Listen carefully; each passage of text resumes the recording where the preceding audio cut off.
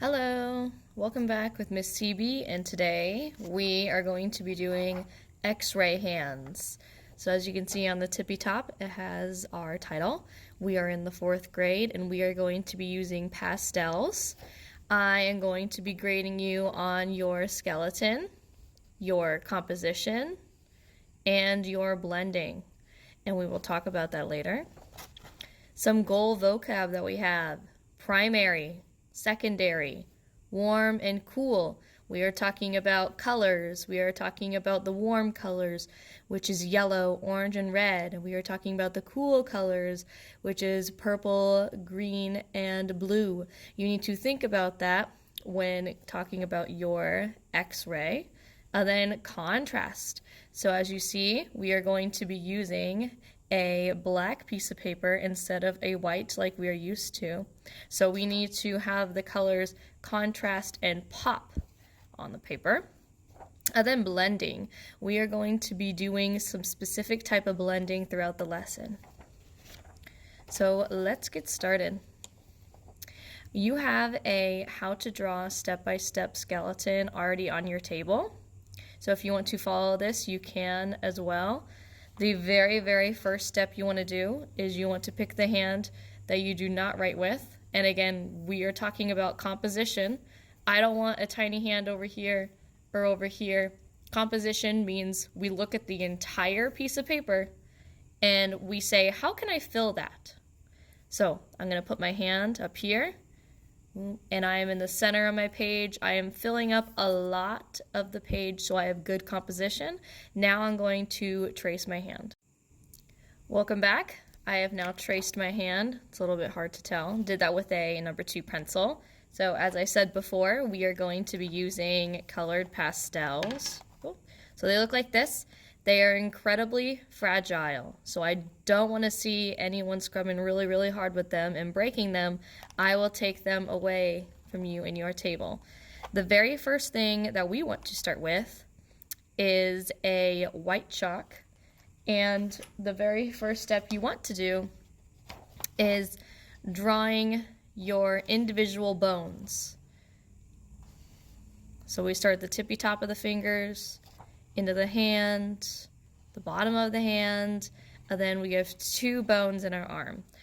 And when we are done with this, it is going to look like this.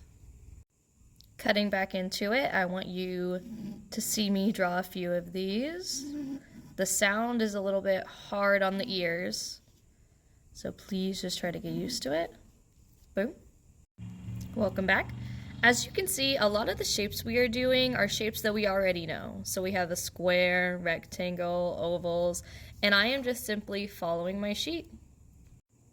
When you're done, your arm should look like this now. Now I have all of my bones. And again, 2 arm bones going all the way down. It goes off the page, just like a real X-ray. Then I'm going to pick a color that I enjoy. So you're going to think about contrast. You're going to think about warm and cool colors, secondary colors, all that stuff. You're going to think about, what do I want to do? And for my hand, I'm going to be doing a blue. For the outline of my X-ray, I'm going to do a yellow. And then folks, we are just filling these squares that we made with our white chalk. Okay? I don't want to see that.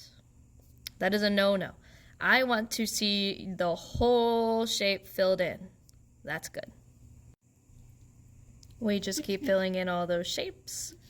It is going to make a weird noise. Again, just try to ignore it to the best of your ability. I am holding down the paper with my right hand while my left hand draws. Going through every single bone, but I'm staying in the lines of every single bone. When you come back, there is going to be a lot of chalk dust on your paper. Don't turn and blow this on any of your neighbors, all right? You're going to take it, your whole paper, 2 hands, and carry it to the trash can to wipe off. After my paper is nice and clean, I am going to go back to my tracing line with my pencil, and that is where I put my second color. You just do one line all the way around. While you're doing this, try not to touch your other color at all. All right, try to be very neat and just glide through on the outside of that pencil line, all the way down to the edge of the paper.